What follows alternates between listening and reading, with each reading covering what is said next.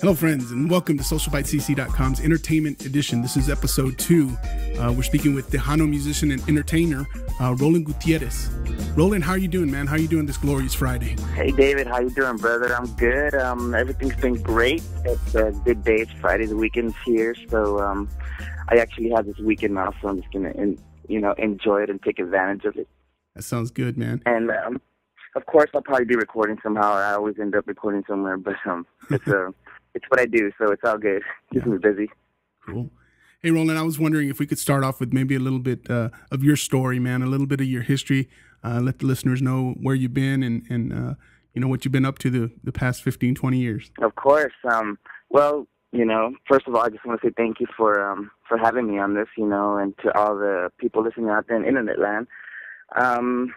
Say a little bit about myself. My name is Roland Gutierrez, and I've been in this business for quite a while now, since I was 15 years old, and I'm 17 now. Just kidding.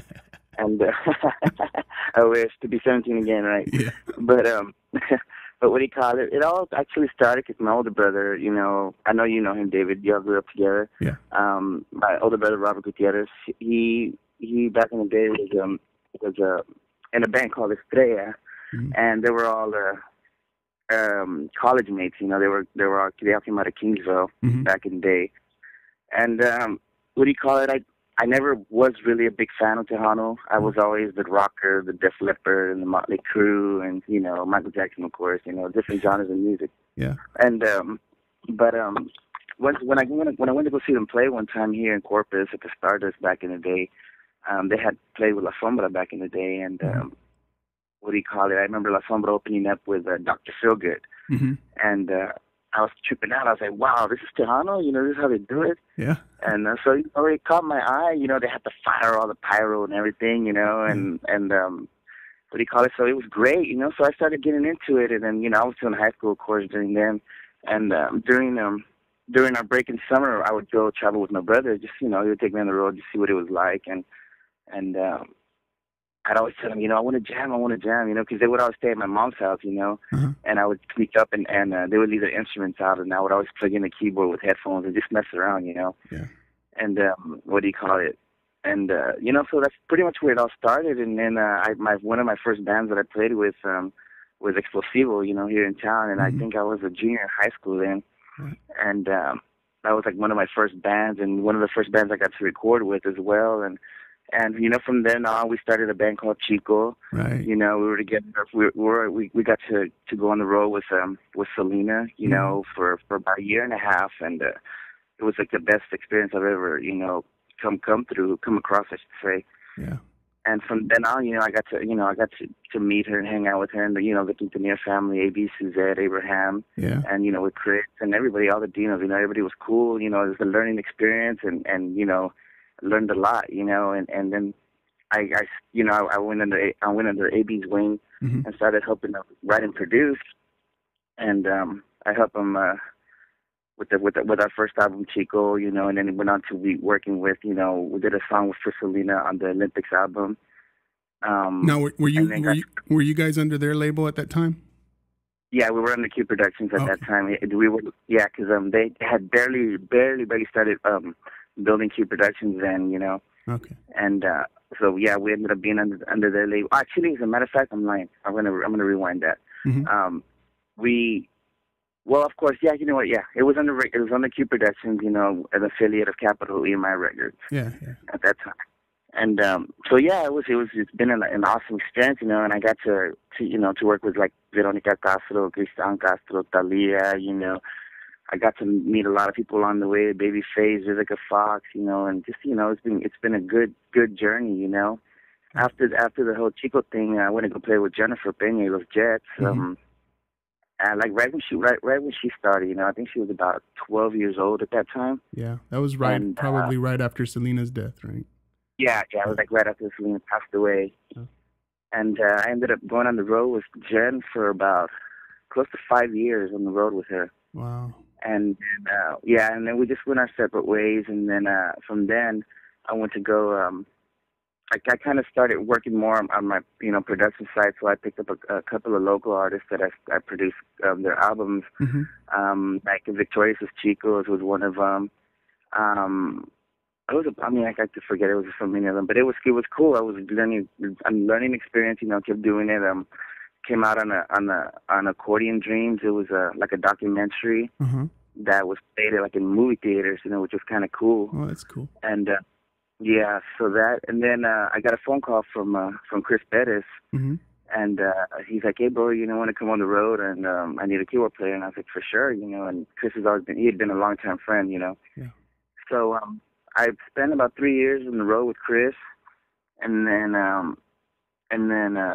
after that, I want to go play with DJ King, which was he was the lead singer for the Gumya King. Right.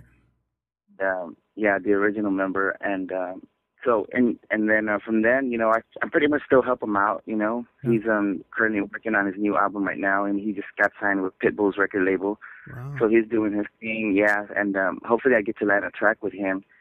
And then I help out these girls called La Conquista as well. They're beautiful girls out of Monterrey, very talented girls. They're like my sisters, and So that's where I'm at right now with them. Yeah. I travel with both bands, and I've helped out like Elida before, a few shows. I was on the road with her, and La Sombra. Here in back in the day, I helped them out as well. So it's been a good journey, I mean, it's always been a good stepping stone, Yeah, it's been a good run, man. I mean, you've been able to forge a living, Yeah, definitely, and I have no regrets, everything's been a beautiful experience, and I'm like a sponge, I like to learn, and I'll probably never stop learning. Yeah. So I mean, it's good, and all these people that I've played with, very humble people, very nice people, and they became family, So we all still keep in touch somehow, some way. We run into each other in the road sometimes, or we'll play together, or whatever. That's awesome, man. Hey, I kind of want to steer the conversation a little bit, talking about the Tejano scene right now. There's no question. There's been a downhill kind of slope in the whole Tejano scene, the whole radio station scene. It's a whole different animal than what it was, say, 20 years ago. And I just want to kind of get an idea of what it looks like to you. Looking from the inside out, what are you seeing? Well, there was I guess even the economy itself. It's not like it used to back in the day in the '90s, where you would have these promoters that would guarantee you the gigs, and nowadays it's like people are going for the door, every once in a while, and I'm talking more likely here, like in like South Texas area, I mean, you go to Chicago, you go to Miami, you go to out of state, anywhere, and Tejano's still big out there because they don't get a lot of it. Per se, like in Florida, when I was saying with Jen back in the day, I mean, over there it's like $20 a head, right? Plus you have to pay for the table and each chair that you get, and people would pay and spend money, and they still do to this day, But, it's down here, it's just so different, I wish it was like it was back then. And I think slowly starting to make another full circle, The people are bringing back, the sense, where right now everything's, norteño, which is nothing's wrong with that. There's nothing's wrong with that. But, that it took a big chunk out of Tejano, once that accordion started. I mean, it's always been around, but now it's more of the accordion base, you don't hear a lot of keyboards, stuff like that. Yeah. And so slowly, like even the artists, like David Modest right now, a good friend of mine, Gabriel Savalas, that's Stephanie's husband, Stephanie Sullivan, just produced an album for David Modest, and it's beautiful. He brought the old school back, The old school meets the new school sounds, but it's if that makes sense, So it's a really strong album, and I really enjoyed hearing that, and just the old school stuff like that. Your David Modest, your Jay Pettis, your David Lee's, your Emilio's, stuff like that. So, and from what I hear now, they're finally bringing back the Town Awards back to to the Alamo Dome. Yeah. Like it used to be back in the day. So hopefully, we're seeing a big circle of it because I mean, Tejano's never been gone. Just kind of slowed down. Yeah. But and I think that's something. If you look historically, there was a big push in the '60s. You had Agustin Ramirez, Sonny Osuna, Freddie Martinez, all those guys, and exactly. those guys really they blew up, man. The scene blew up, and it was strong. And then You know, it kind of toned down in the 70s, early 80s, picked back up in the late 80s. You started getting La Fiebre, La Sombra, you know, Selena, Maz, La Mafia, you know, and then it blew up again. And it's one of those cyclical things, I think. And I think... Yeah, it's one of those things where, like any music, you know, it does a full circle, you know? Yeah. You know, like the 80s, you know, 80s in English, you know, it's kind of coming back, you know, to pop artists now, you know, and so I'm seeing it the same way in Tejano, you know. It's just, you know, you got the younger crowd back then that are older now, you know, they haven't forgotten their music, you know. So now it's to reintroduce it to the kids nowadays. Yeah, that's what I was going to ask you next. You know, what would it take, like grassroots, man? Yeah, I remember in high school, you know, La Fiebre was playing at the High Chaparral, man, and everybody was there, man. And you know, I'm telling you, you should get packed. You know what I think it is? I think the secret is you need to grow the hair back. It was all about the hair back in the day. The mullets.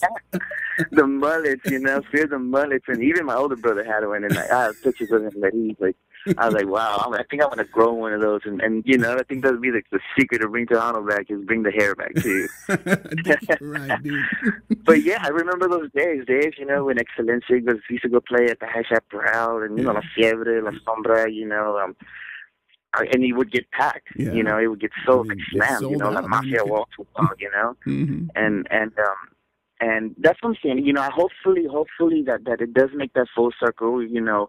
Elida's another good example, you know. She just put out a great album herself, you know, and you know, and what do you call it, when, you know, being on the road with her, you know, and getting to know her and, you know, the rest of the guys, you know, she's a real humble person, you know. I've always been a fan of Elida, you know, since she first came out, you know, and I'm listening to her new album, you know. I just got it not too long ago. And, you know, she's bringing back the Avante sound, you know, what made her, you know, the Luna Llenas and all that stuff, you know, but, you know, with a little bit of twist, you know, and I got to give it to her producer, Lalo, you know, her husband as well. You know, he dug in, and, you know, he went and found that Avante sound again. And it's beautiful, you know. It's that one, you know, it's coming out great. You know, Stephanie's new stuff is great too. So it's looking like, you know, like a positive end, you know, that it'll be strong again, you know, and we just need to we need to get people dancing again, man. That's the thing, is exactly. They just got to get dancing. Yeah, that's what it is. Yeah, get them dancing again, and so I see it happening again, you know. Like I said, it's never going to die, you know, but, you know, just like anything, it's going to make a full circle again, and I really see that happening. So what? Why do you think it's so important, or why is it so important to you that we keep Tejano alive? What does it mean to you? To me, I mean, that's where I started. You know, it was something that I grew up with as far as when I first got introduced to playing, and, you know, I learned to appreciate it because there's so much value behind you know, certain music, certain songs. You know, there's so much meaning behind it, and like it touched me. You know, some of the songs will hit me like real hard. You know, and you know, of course you got, you know, your rancheras that you know, you want to throw gritos and, you know, drink a few, you know, and then you got your Tejano ones, the passing ones, you know, and you know, it's like any music that hits your heart, you know. You just keep going, you know, keep it going, and I'm more than sure the more we impact it to the younger people, you know, and I mean by, like, you know, throwing it in their faces in a certain way, in a good way, you know, that they'll learn to appreciate weight, and you know, there is, you know, I mean, Spanish, period, you know, such a romantic language, you know, and you know, there's so much that you could, you know, so much you could do with it, and you take advantage of it and run with it. So that's cool. That's good view of the overall picture of what it means, you know. Exactly. My other question is, you know, kind of taking it again in another direction. What kind of advice do you have for the aspiring young entertainer that lives down here in South Texas, that, you know, has access to Tejano music and you know, has a full career ahead of him? What kind of advice would you give that person? I would just say, you know what, we all started somewhere, you know, and just, you know, just if you have the passion for it, you go for it. You know, you always follow your heart. You know, that's what I did, you know, just like anybody else does, you know, and going forward, you know, and always stick around with positive people that's going to help you, you know, move to the next step in your career, you know. If you want to do it, you can do it. Nobody else, there's only two people that can stop you, which is the man upstairs and yourself. Yeah. You know, so you go for it, you know, regardless, you know, of what people say, you know, oh, you know, there's no money and there's you know, there's plenty of money to be made, you know, you just got to go for it, you know, because it's there for the grabbing. So just go for it, you know, and don't look back. And, you know, of course you're going to have, you know, people that hate on you, you know, that just comes with the territory, like in any job, you know, any job, you know, but you just keep going forward and, you know, like you said, hang around with positive people, you know, and you know, get to know people, get to know your radio station, your DJs, you know, and stuff like that, and make yourself known out there. Yeah. You know, record yourself on an EP, you know, and send it out. You know, send it out to your radio station, send it out to record labels, and you know, the most they can tell you is no. Yeah. But there's going to be more yeses than no's. I guarantee you that. Yeah. Good advice, man. Hey, you know, I want to take it on a little bit lighter note. We're going to fix it and close out the interview. And what's the one song, man, that stays on your iPod? What's the one song that, you know, the one that's not going to get taken off ever? Forever, it's going to be Porque Lara ya no vive aquí. Mas. I'm a big Mas fan, you know, back in the day, you know, Joe Lopez and, you know, you know, they've always been kind of like ahead of their time, you know, because they were, you know, they did the disco stuff, you know, and that, as a matter of fact, was a disco song. You know, and then they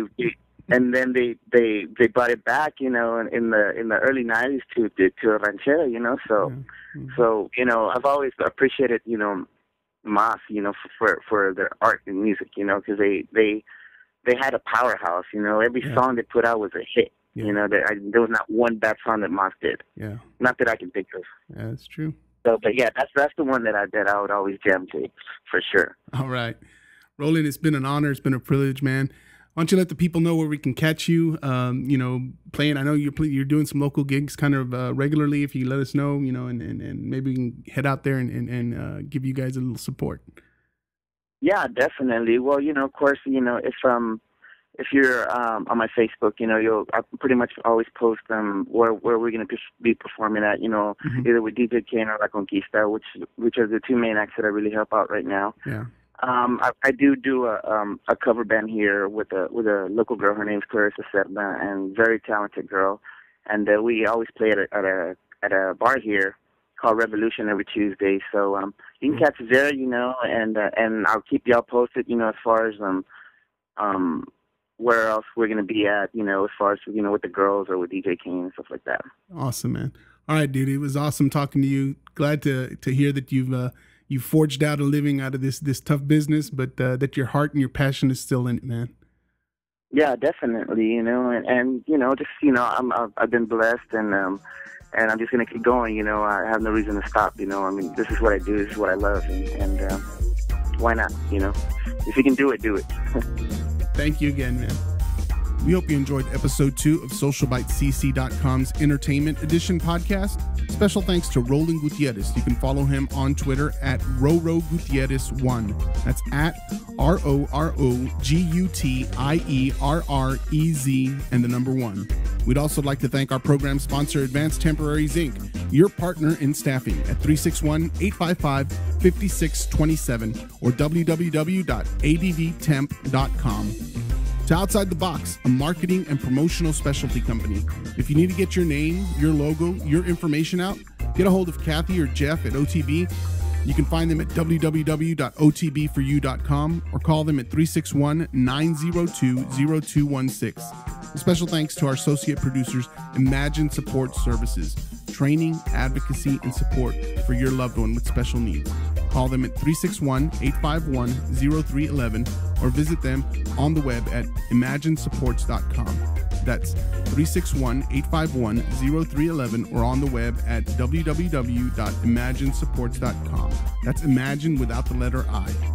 Again, thank you for checking us out. Remember, you are our network. Like and share us on Facebook, follow and retweet us on Twitter. Help us get the word out.